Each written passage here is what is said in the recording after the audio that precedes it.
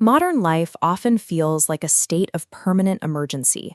We are trapped in a cycle of constant worry about our careers, our savings, and our long-term survival. We tend to navigate this pressure through two flawed strategies: the exhausting hustle of materialistic self-sufficiency, or a total collapse into fatalism, where we simply wait for a miracle. Islamic theology provides an alternative that bypasses both extremes. It is the concept of tawakkul, or reliance. This reliance serves as a mandatory, active state of worship, anchoring the believer's inner peace while they pursue their worldly ambitions. In the rigorous framework of Islamic jurisprudence, this reliance is a formal legal duty. It is a specific obligation that scholars have defined for centuries. Theological texts establish that the sincerity of one's trust in the Creator is a primary metric for the validity of their faith. External physical laws and rituals require this internal state of heart to function. Without this reliance, the mechanics of worship lack their intended power. Now, this operates through a specific paradox. A believer must exert maximum physical effort while simultaneously surrendering the outcome to a power beyond their own. First, there are the al-asbab, the physical means.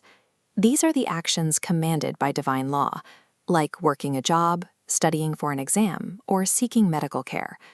Parallel to this is the recognition of al-musabib, the causer. This is the understanding that human effort does not generate the result, only the divine creates the effect. This trust matures through al-tafwid, where one entrusts the final outcome to divine wisdom, leading to al-kifaya, the state of finding total sufficiency in the final decree. This synthesis allows a person to work with intensity while avoiding the arrogance of self-sufficiency or the paralysis of doing nothing. This theology directly dictates the ethics of the marketplace and formal economic transactions, known as mu'amalat. Jurisprudence views economic crimes like usury and fraud as external symptoms of a heart gripped by fear of the future.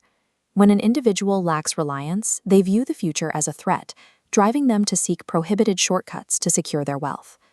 A believer who internalizes that the divine is the sole giver and preventer can reject an unlawful gain today because they are certain of their provision tomorrow. This internal reliance stabilizes the macroeconomy by removing the desperation and deceit that corrupt trade. Chronic anxiety over survival is a diagnostic sign of a breakdown in this theological trust. Historical counsel suggests a practical cure: focus entirely on excellence in your present duties. By perfecting your current actions, you are relieved of the psychological burden of future uncertainties. It is a logical constant. The same Creator who provided for you in the past is the one governing the future. This is the underlying logic of Islamic jurisprudence. These rules of prayer and purification are tools used to discipline the external self until the internal self reaches fearless peace. When individuals replace the panic of scarcity with this internal certainty, they form the foundation for a society that prioritizes ethics over desperate accumulation.